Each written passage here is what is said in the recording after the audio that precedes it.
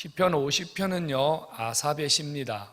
이 아삽은 성경을 그렇게 많이 기록한 사람은 아니에요. 이미 이 아삽에 대한 설교를 제가 여러 편 하면서 말씀을 드린 것처럼 이 아삽은 찬양 대장이에요. 옛날에는 악장이라 그랬어요. 그러니까 곡을 직접 쓰거나 또 성가대 지휘를 하거나 이렇게 하면서 하나님 앞에 찬양을 주도하면서 하나님을 높였던 사람 중에 하나입니다. 다윗 시대에는 3대 악장 중에 한 사람이었어요. 이 아삽이라는 사람이 시편에서 한 10편 남짓 신앙을 고백했는데요, 굉장히 분명한 신앙 고백을 해요. 물론 모든 성경이 다 분명합니다만 이 아삽은 특별히 하나님에 대한 신앙 고백이, 자신이 어떤 하나님을 찬양하고 있는지에 대한 신앙 고백이 정말로 뚜렷합니다. 시편 50편을 시작하면서 아삽은 두 가지를 고백해요. 하나는 해 돋는 데부터 해 지는 데까지 이 모든 만물은 주님이 창조하신 것이다 믿으시기 바랍니다. 하나님이 만드신 세상이다. 얼마나 분명합니까? 창조주 하나님을 고백해요. 자, 그 창조주 하나님의 고백 속에는 자신이 그 하나님의 피조물이라는 사실을 자연스럽게 고백하는 거예요. 또 한 가지를 고백합니다. 하나님은 우리와 관계하시는데, 하나님은 우리를 떠나지 아니하고 우리와 함께 뭔가를 이루어 가시는데, 하나님과 우리 사이에 존재하는 관계의 중요한 핵심은 언약이다. 하나님은 언약을 중심으로 우리와 관계하시고 그 언약을 이루는 과정 속에 뭐가 들어있냐면 제사라는 것이 들어있다. 5절에 분명하게 고백을 하고 있습니다. 그리고 이제 22절에 와가지고는요, 아삽이 조금 상기된 모습으로 하나님의 음성을 우리에게 전합니다. 하나님을 잃어버린 너희여 이제는 생각하라. 하나님을 잃어버렸다는 거예요. 여러분, 하나님을 잃어버렸다, 어떻게 생각하십니까? 우리가 살면서 하나님을 잃어버리는 일이 가능할까요? 신자든 불신자든 하나님 이거 잃어버리는 것이 사실은 쉽지 않습니다. 이제는 생각하라는 말 속에는 뭐가 들어있냐면 기억을 떠올리라, 기억을 해내라, 이런 뜻이거든요.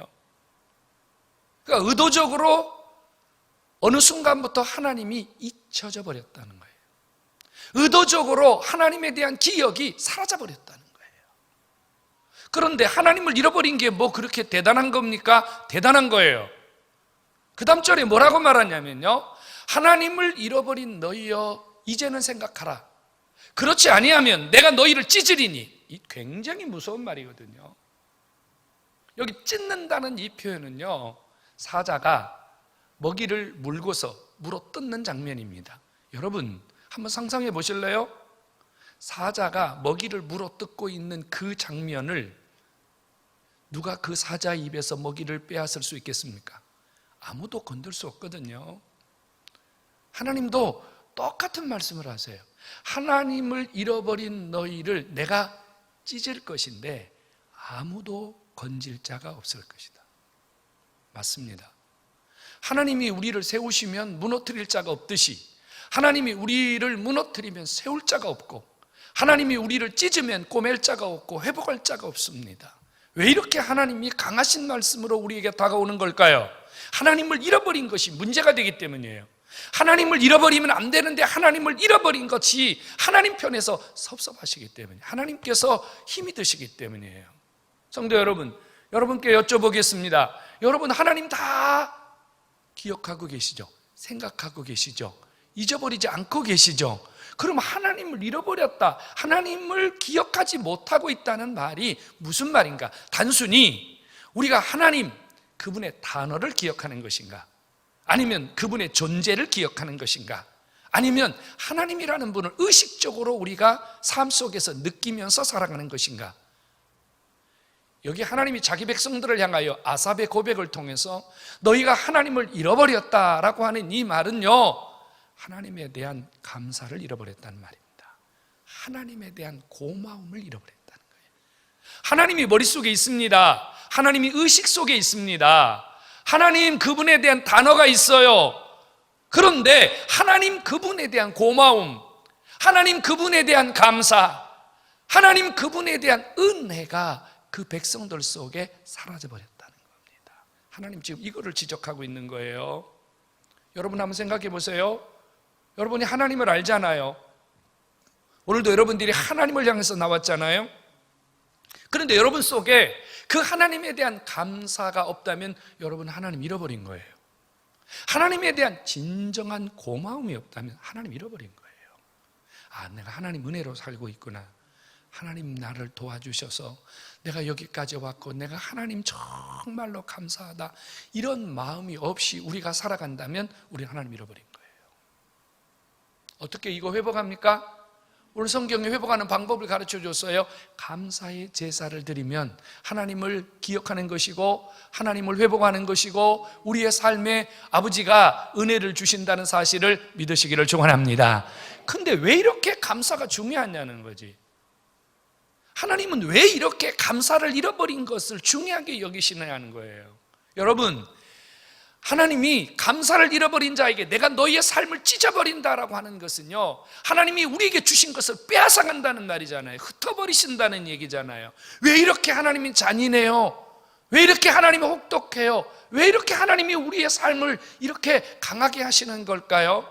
성도 여러분, 우리가 존재하는 것, 우리가 숨쉬는 것, 우리가 가지고 누리고 우리가 행하는 모든 것들이 하나님이 주신 겁니다. 믿으십니까? 믿으십니까? 그렇다면 하나님이 이 모든 걸 내게 주셨는데 내가 하나님 것을 가지고 살면서 하나님께 감사할 줄 모른다면 누릴 자격이 없다는 거예요. 누릴 자격이 없다는 거예요. 하나님이 시간을 줬는데 시간에 대한 고마움이 없다면 시간을 누릴 자격이 없는 거예요. 하나님이 물질을 줬는데 물질을 하나님 앞에 고마움을 느끼지 못한다면 그 돈을 쓸 자격이 없는 거예요. 그러니 아버지가 빼앗아 가겠다는 거예요. 아버지가 흩어버리겠다는 거예요. 감사할 줄 모르는 자가 쓰는 것, 감사할 줄 모르는 자가 누리는 것을 아버지가 기뻐하지 않는다는 거예요. 여러분들 다 아버지 어머니 아닙니까? 여러분 자식들을 향해서 어머니 아버지가 나가서 땀 흘리고 피 흘려서 여러분들이 벌어갖고 자식들 줬어요. 자식들이 먹고 쓰고 공부하고 누립니다. 그런데 부모에 대해서 전혀 감사하는 마음이 없어요. 당연하게 여겨요. 아니요, 더 많이 주지 않는 것에 대해서 원망을 해요. 여러분, 부모의 심정이 어떻겠습니까? 그거 보고 싶으세요? 그거 계속 더 주고 싶으세요? 솔직히 말하면 빼앗고 싶은 마음이 있어요. 하물며 육신의 부모도 이리 할진데 하늘에 계신 아버지가, 우리의 생명까지 주관하시는 아버지가, 우리의 전부를 주관하시는 아버지가 감사를 잃어버린 자를 향하여 섭섭해 하시는 것이 당연한 겁니다. 우리가 오늘 기억해야 될 것은요, 하나님이 지금 화를 내시는 게 아니에요. 하나님이 지금 진노하시는 게 아니에요. 감사를 잃어버린 너희에게 하나님께서 다시 감사를 통해서 하나님을 기쁘시게 하고 더 큰 축복의 자리로 나아가기를 원하시는 아버지의 그 간절함이, 아버지의 그 뜨거움이 이 말씀 속에 담겨져 있음을 깨닫기를 축원합니다. 그래서 14절에 감사의 제사로, 감사로 하나님을 예배해라 이렇게 말했고, 여러분 귀에 아주 익숙한 성경 구절 하나 있어요. 시편 100편 4절이죠. 감사함으로 그 문에 들어가고 찬송함으로 그 궁정에 들어가서 그에게 감사하며 그의 이름을 송축할지어다. 할렐루야. 감사. 하나님 만나러 가는 시작이 감사. 예배당 문을 여는 것이 감사. 하나님 앞에 나와 앉아 있는 것이 감사. 하나님 앞에 모든 것을 높여드리는 것이 감사로 시작될 때 그것이 감사의 예배요. 그 예배가 하나님이 기뻐하는 예배요, 여러분들의 삶을 일으키는 예배인 줄로 깨닫기를 축원합니다. 성도 여러분, 감사 없는 예배는 실패한 예배입니다. 왜요? 하나님이 돌아보지 않기 때문입니다. 감사 없는 자의 예배를 주께서 돌아보지 않으십니다. 지금도 늦지 않았습니다. 여러분 마음속에 지금이라도 감사의 마음을 회복하셔서 이 예배가 진짜 감사하다, 하나님 은혜가 정말로 감사하다, 이런 심령의 회복을 여러분들이 이 시간 다시 한번 다잡고 하나님께 이 예배를 감사로 끝까지 올려드리는 은혜가 있기를 소원합니다.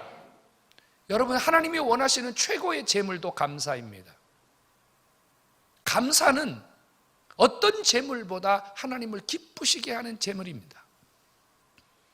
오늘 50편 8절부터 13절 사이에 보면요, 하나님이 제물에 대한 이야기를 하셨어요. 제물. 내가 너희들을 제물 때문에 받지 않는 것이 아니다. 하나님은 소나 양이나 염소나 하나님 이런 거 필요한 분 아니에요. 여러분, 하나님에게는요 부족한 게 없으세요. 하나님은 궁핍한 게 없으세요. 하나님이 양식이 없어서 여러분들의 쌀을 요구하십니까? 하나님이 고기가 없어서 소, 양을 원하십니까? 하나님 그분에게는 궁핍함이 없습니다. 그분이 우리에게 원하시는 것이 있다면요, 소를 잡아오든 양을 잡아오든 염소를 잡아오든 그 제물만 하나님께 던져드리는 이 행위에 대해서 하나님은 아주 불쾌하게 여기시는 거예요. 하나님이 원하는 최고의 제물은 그 제물이 어떠하든지 하나님께 감사로 그 제물을 드리는 것을 기뻐하시고, 오늘 23절에 주님이 그랬잖아요. 이것을 의롭게 여기신다. 여러분, 감사가 없는 것은 바꾸어 말하면 불쾌한 예물이고요, 감사로 드려지는 예물은 하나님이 의롭게 여기시는, 하나님이 기쁘게 여기시는 최고의 예물인 줄로 믿으시기를 축원합니다. 여러분 아시잖아요. 과부의 두 렙돈 아십니까? 성전에 들어가는 양쪽 그 통로에요, 나팔 모양의 헌금통이 12개가 있었어요. 한쪽은 9개, 한쪽은 3개. 들어가면서 성전에 연보를 합니다. 오른쪽 9개는 헌금통이고요, 왼쪽 3개는 성전 세를 내는 거예요. 당시에 부자들이 금화, 은화, 많은 연보를 연복교에 넣었습니다. 예수님이 물끄러미 바라보시다가 제자들을 불러가지고 오늘 이들 중에 최고의 연보를 드린 자가 있다. 제자들이 당연히 눈이 동그래졌습니다. 누가 얼마를 드렸길래 주님이 저렇게 놀라셨을까? 그 여자는 과부였습니다. 아주 가난한 자였어요. 그가 드린 연보는 2렙돈이었습니다. 요즘으로 말하면 100원짜리 2개였습니다. 제자들은 의아할 수밖에 없죠. 무슨 2렙돈을 드린 과부의 연보를 가지고 주님이 저렇게 호들갑을 떠실까? 주님의 말씀은 이러했습니다. 오늘 이 연보를 한 자 중에 이 여자가 가장 많은 것을 아버지 앞에 드렸느니라. 주님이 가장 만족하셨다는 거예요. 무엇 때문에요? 다른 사람들은 돈만 드렸고요, 이 여자는요 자기의 삶을, 자기의 신앙을, 진정한 감사를 아버지 앞에 드렸다는 사실을 깨닫기를 바랍니다. 성도 여러분, 연보는 돈을 드리는 게 아닙니다. 연보 속에 내 신앙을 드리는 거예요. 연보 속에 내 삶을 드리는 거예요. 여러분이 주님 앞에 집을 팔아드린다 할지라도 주님이 그것으로 감동하시겠습니까? 그건 주님이 여러분들의 그 물질을 보고 감동하시겠냐고요. 여러분, 우주와 만물이 천지가 다 주님 건데 주님이 여러분들이 한 10억 100억 드린다 그래서 주님이 그것 때문에 감동하시겠어요? 주님에게 그것은 아무것도 아니에요. 먼지와 티끌이에요. 아버지가 원하는 것은 진정한 감사의 마음, 감격의 마음, 적은 것을 드리고도 감격하고 최선을 다하여 드리면서 감격하고 하나님을 기쁘시게 하는 일에 감격하는 이 감사를 여러분들이 하나님 앞에 제물로 드릴 때 아버지가 영광 받으시고 여러분들에게 복 주시는 줄로 믿으시기를 축원합니다. 그리고 또 하나는 주님이요, 이 감사하는 자의 삶을 구원해 주신다 그랬어요. 구원해 주신다. 여기 구원해 준다는 말은 예수 믿고 천당 간다는 말이 아니에요. 하나님께서 감사하는 자를 구원해 주신다는 것은 감사하는 자에게 응답을 주신다는 뜻이에요. 문제를 해결해 주신다는 거예요. 여러분, 물에 빠진 사람 건져내는 게 구원이에요. 질병의 고통을 느끼는 자가 치유받는 게 구원이에요. 돈이 없는 자에게 돈을 주시는 것은 구원이고요, 근심과 걱정과 시름에 가득 찬 자에게 평안을 주시는 것은 구원이에요. 바로 하나님께서 감사하는 자를 구원하시리라, 감사하는 자의 삶을 일으켜 주시는 하나님이심을 믿으시기 바랍니다. 감사는 우리의 삶을 일으키는 능력이에요. 여기 성경에 주님이 이렇게 말했거든요. 감사하는 자의 서원을 갚아주신다. 서원이 뭐예요? 하나님 앞에 간절한 기도잖아요. 감사하는 자가 하나님 앞에 간절하게 기도할 때 아버지가 그 기도 들어주신다. 환난 날에 나를 부르라. 내가 너에게 응답해 줄 것이다. 환난 날이 뭐한 날이에요? 속 시끄러운 날이잖아요. 힘든 날이잖아요. 내 힘으로 어찌할 수 없어서 발을 동동 구르는 날이 환난 날이잖아요. 감사하는 자가 환난 날에 하나님을 부르면 아버지가 내가 너를 영화롭게 하리라. 내가 너를 하나님이 해결해 주시겠다 그 말이에요. 여러분, 감사는 여러분들의 무너진 삶을 일으키는 능력이 있음을, 여러분들의 무너진 삶을 구원하는 하나님의 능력이 있음을 믿으시기를 축원합니다. 감사는요, 필요를 채우는 능력이에요. 필요 말이에요. 여러분, 모든 것은 주님의 손에 있습니다. 믿으시기 바랍니다. 주님이 이렇게 말씀했어요. 돈도 내 거다, 은도 내 거다, 생명도 내 거다, 시간도 내 거다. 근데 우리는 착각하거든요. 내 주머니 있으니까 내 것이고, 아직 살아있으니까 내 것이고, 아직 내가 거하고 있으니까 내 것이라고 생각하거든요. 아니에요, 여러분. 사실은 다 주님 거예요. 아직은 여러분들이 천당 갈 날이 그렇게 많지 않은, 아직 멀다고 생각하니까 그러는 거예요. 실제로 여러분, 제가 그런 분 봤어요. 한 3개월밖에 못 삽니다. 그렇게 이야기 딱 들으니까요, 그날부터 다 내려놓으시더라고요. 다 놓으시더라고요. 네? 달력에 동그라미 치면서요, 다 놓더라고요. 다 놔요. 다 주님 거예요. 우리 주님 앞에 갈 때 아무것도 갖고 갈 수 없어요. 하나님이요, 거둬 가시기만 하시는 게 아니라 하나님이 주시기도 한다는 거예요. 하나님이 주는 거거든요. 하나님이 줘요. 누구에게 주신다고요? 감사하는 자에게 준다고요. 왜? 감사하는 자는 하나님이 주신 것을 귀하게 여기거든요. 귀하게 여겨요. 그거를 간직하고 잃어버리지 않기 위해서 애를 쓰거든요. 그러니까 하나님이 감사하는 자에게 자꾸 주고 싶어 하는 거예요. 성도 여러분, 감사는 여러분들의 필요를 채우는 능력이 있음을 깨닫기를 축원합니다. 그 설교를 준비하면서 어느 책을 잠깐 봤는데, 아주 오래된 그 리더스 다이제스트라는 책이 있는데요. 그 책의 한 구절이 제 눈에 쏙 들어왔어요. 그 에비 로빈슨이라는 사람이 트레일러 운전사였는데 어느 날 사고가 일어났어요. 그래서 두 눈을 잃어버렸습니다. 실명이 됐어요. 여러분, 얼마나 비참해요. 운전수가 두 눈이 안 보인다는 것은 생명이 끝난 거예요. 아무것도 할 수 없는 거 아닙니까? 그런데 이 에비 로빈슨이라는 친구가요, 매일 하나님 앞에 무릎 꿇고 이렇게 기도했습니다. 하나님 감사합니다. 두 눈이 안 보이는데 감사합니다. 두 눈은 안 보이지만 두 팔을 멀쩡하게 해주셔서 감사합니다. 두 눈은 안 보이지만 두 다리를 건강하게 해주셔서 감사합니다. 두 눈은 안 보이지만 생명을 지켜주셔서 감사합니다. 하루도 빠지지 않고 매일 아버지 앞에 일어나서 감사를 드리기 시작했다 그래요. 그런데 놀라운 일이 일어났답니다.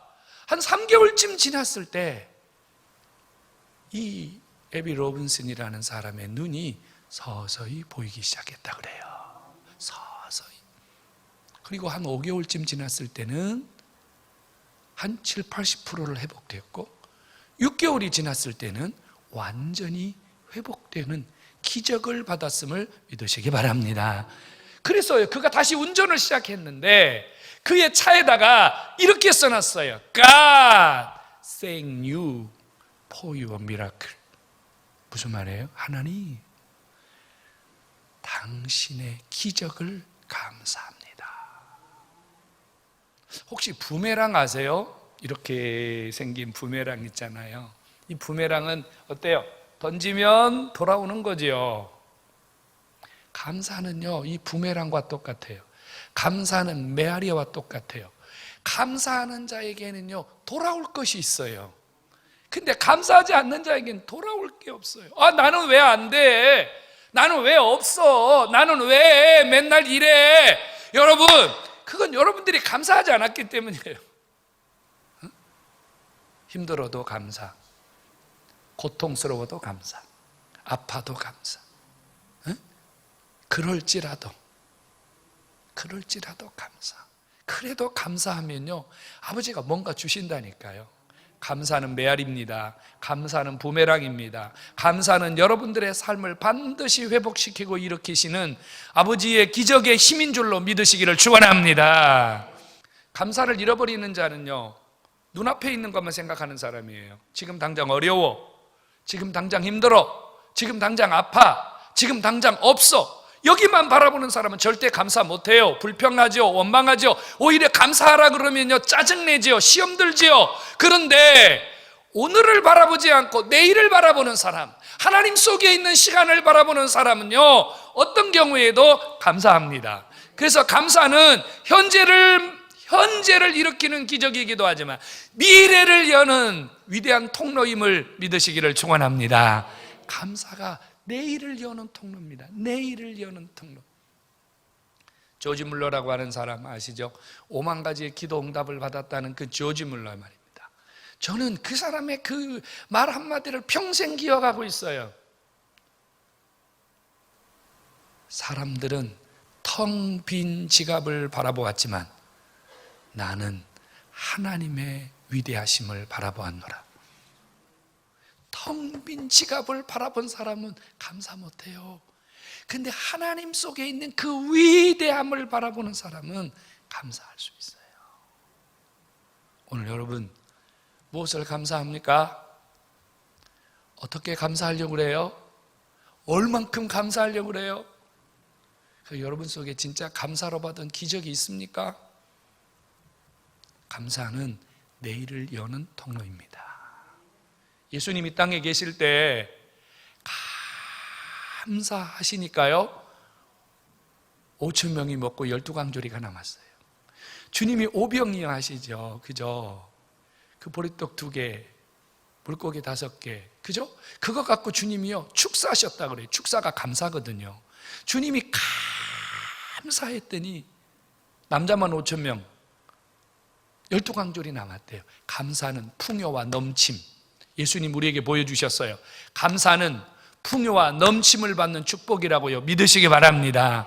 예수님이 감사했어요. 뭘 가지고 감사한 줄 아세요? 떡과 포도주 가지고 감사했어요. 주님이 떡을 떼어주시면서 감사했고 주님이 포도주를 떼어주시면서 감사했어요. 다음 주일은 성찬주일이거든요. 여러분, 당신의 몸을 떼어주시며 감사하고 당신의 피, 잔을 나누어 주면서 감사할 때 그 감사는 전 인류를 살리는 놀라운 능력이 있음을 믿으시기를 축원합니다. 감사는 생명을 일으키는 능력, 살리는 능력이에요. 우리 하나님 앞에 감사해야 됩니다. 우리 정말로 감사의 삶을 살아야 됩니다. 3가지 감사하면 좋겠어요. 하나님께 감사합시다. 하나님께 감사합시다. 모든 것 주신 하나님께 감사합시다. 할렐루야, 아멘. 하나님께 감사합시다. 그 다음 2번째는 가족들에게 감사해야 돼요. 아내는 남편에게 감사하고 또 남편 아내에게 감사하고 자식은 부모에게 감사하고 부모는 자식에게 감사하고 여러분 감사해야 돼요. 감사해야 돼요.